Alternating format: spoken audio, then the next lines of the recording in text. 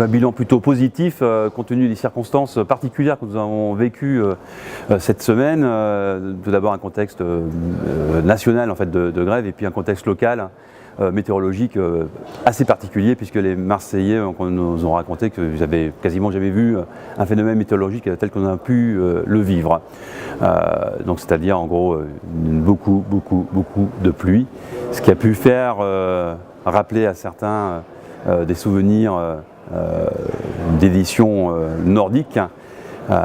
Néanmoins, le contexte d'organisation a été totalement différent et à travers les gouttes, un certain nombre d'exposants ont quand même pu travailler de manière très correcte sur l'extérieur.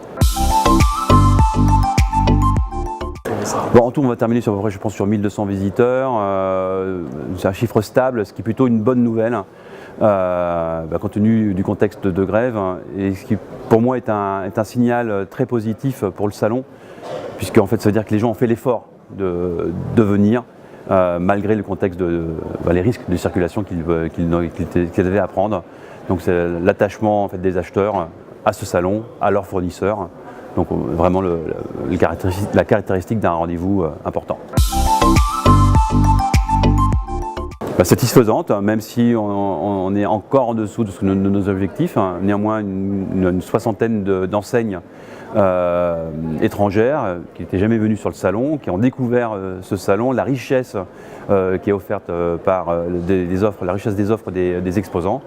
Donc une première étape en fait vers un développement encore plus important sur les acheteurs internationaux, puisque comme on avait pu le faire la première édition qu'on avait à Marseille, en fait, où les délégations étaient un peu plus petites, parce qu'elles s'interrogeaient sur le déplacement et sur la réalité opérationnelle de l'événement, finalement après petit à petit les délégations se renforcent et ce sera sûrement le cas pour les délégations internationales, puisqu'on part en gros sur une délégation moyenne de 2 à 3 personnes pour les étrangères. Et elles annoncent déjà de vouloir venir plus nombreuses avec les différents acheteurs des différents segments de produits. Donc ça c'est plutôt une bonne nouvelle aussi pour les prochaines éditions.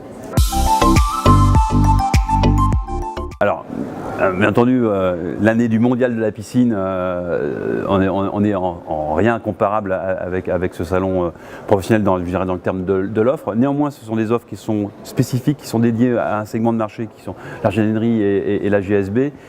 Donc les fournisseurs qui sont présents en fait sont des marques et des fabricants qui souhaitent toucher ce segment de distribution particulier, qui peuvent toucher probablement sur l'autre salon, mais en fait de manière beaucoup plus dispersée. Là en fait ils ont le cœur de cette cible prioritaire ou cette cible particulière qu'ils ont sous la main. L'anecdote quand même, je pense, c'est quand même la pluie quand même, et la capacité de résistance de nos acheteurs qui ont, pour certains, ont combattu la pluie pour aller à la rencontre des exposants qu'ils souhaitaient voir, et ça, merci à eux. Marseille reste Marseille pour mai 2019, 2 au 4 avril prochain, même endroit, même lieu, pas le même temps.